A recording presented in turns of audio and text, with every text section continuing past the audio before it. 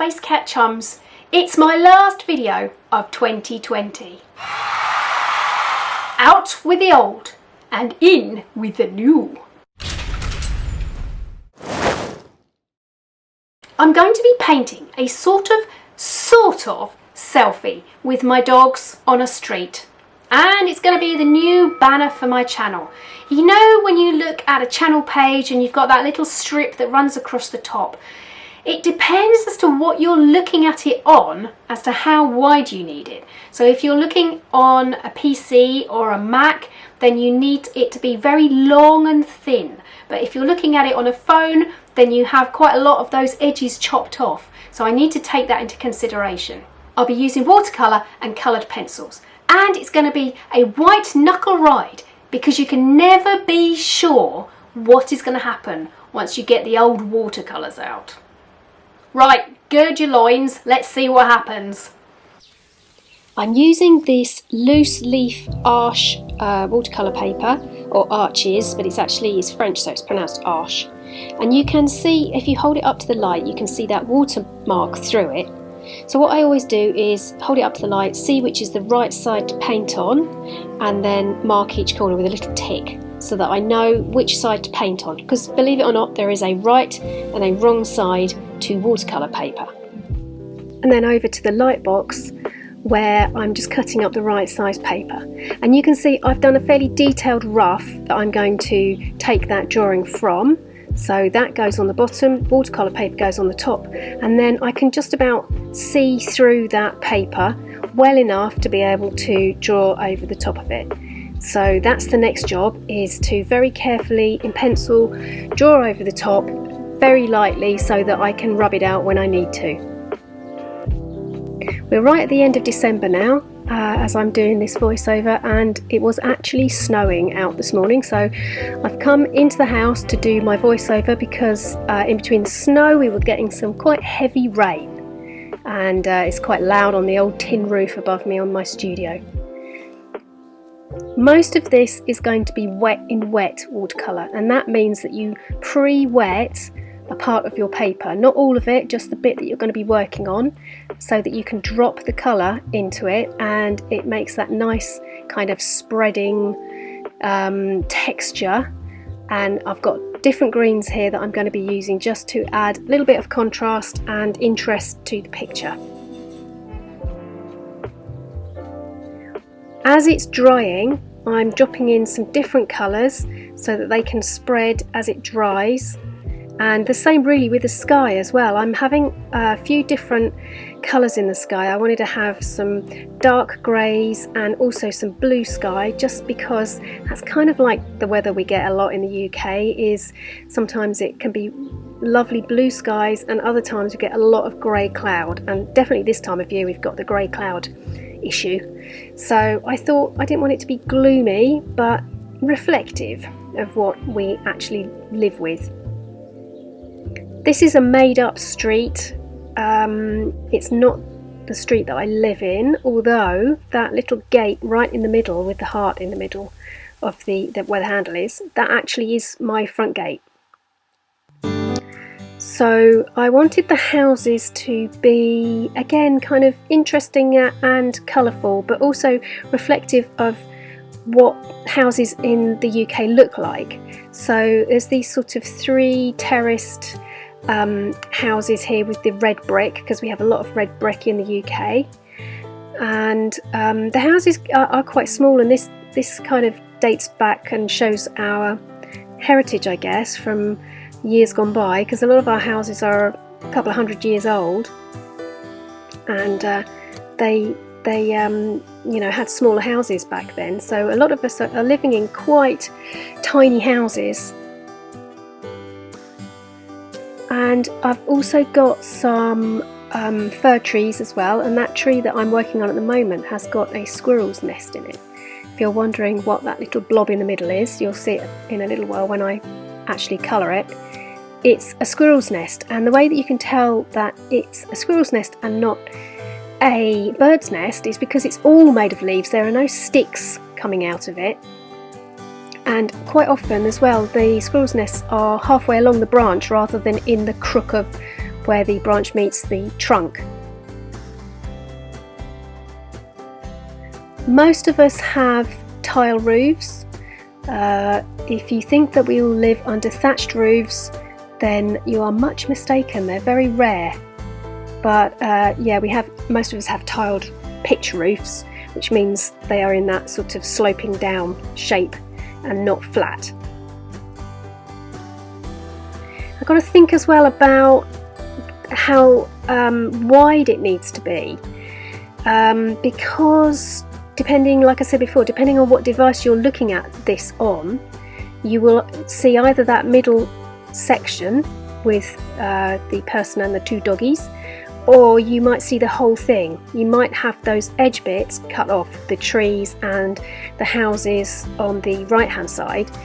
You might not get to see those unless you're looking at it on a PC, a Mac or a television. These are the sorts of things that you'd have to consider whatever you're doing your painting for, particularly if you're illustrating for a book. You need to think about where the text is going to go, or if you're illustrating for something that's going to go on a website, again you need to think about where your safe areas are, and the safe areas are the bits that you definitely need to see. You don't want to chop them off, and that's usually around the mid part of the picture. This whole project took me over 2 days. It took me about 3 or 4 hours, I think, to complete the whole thing. So I did actually, when I'd finished the painting, I did actually leave it overnight just to dry flat, and I put it underneath some heavy books. When it had dried enough to not mess the paint up, but the paper was still a little bit damp, so just pressing it down overnight was really helpful to keep it flat, so that when I either photograph it or scan it in, it doesn't have that buckled look to it.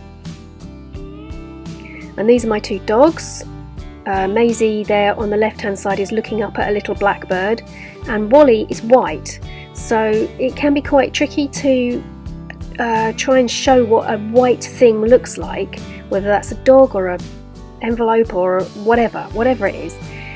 The best way to do it is to show the shadows. So pick a colour, maybe grey or blue, and highlight where the shadows would be, and then that shows that you haven't just forgotten to paint it, that it is actually a white thing, and in this case a white dog.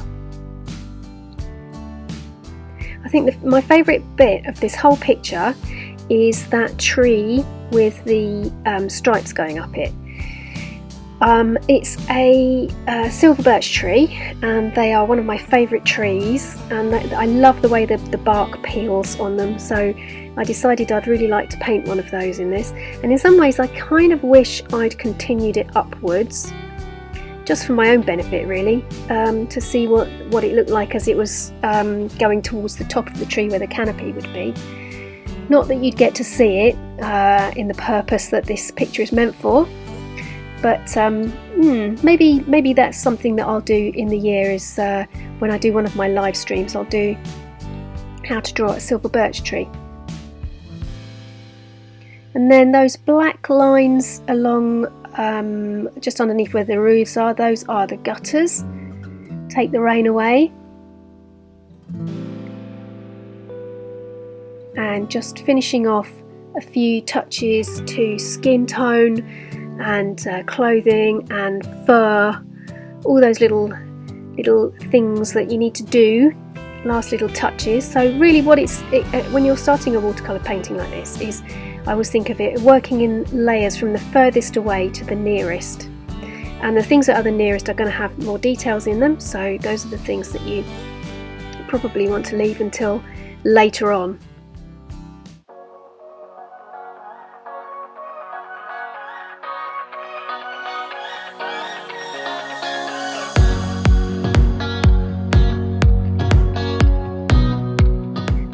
And I'm just making sure that I do some things in the windows. So some of those windows we're going to have little bits of light showing that someone's in, and also showing a bit of the curtains or the blinds. And around the edge of the window itself, you'll see that I've done some shadow to show that the window is set back into the brickwork.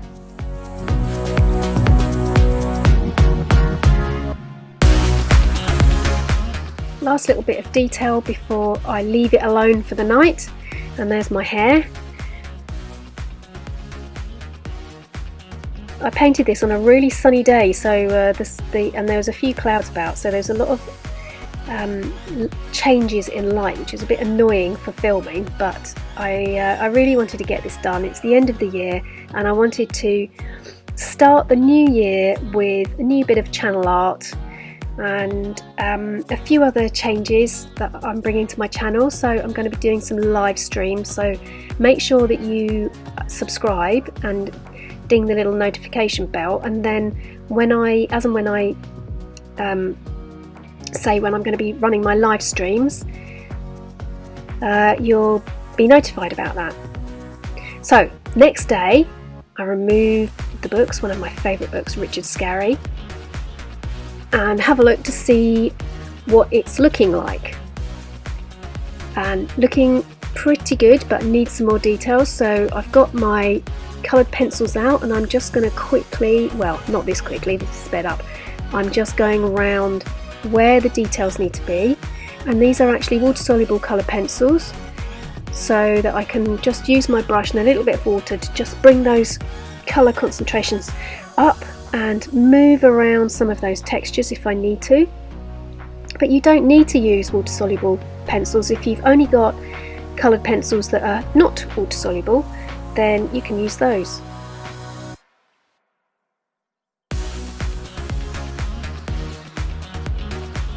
I'm just going over everything that I think needs a little bit more texture or some details, or bringing up highlights or lowlights.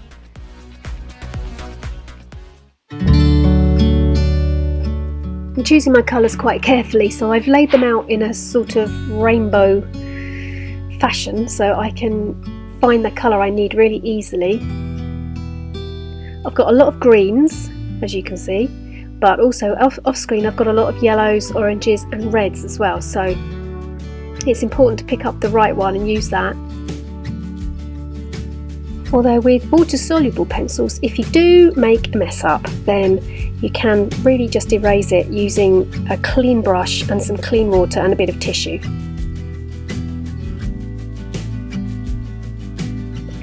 Working in some of those bricks and also the roof where the tiles are. Now I'm trying to concentrate on that area really around me and the dogs, because that's the bit that's definitely going to show up on your feed, whichever way you're looking at it.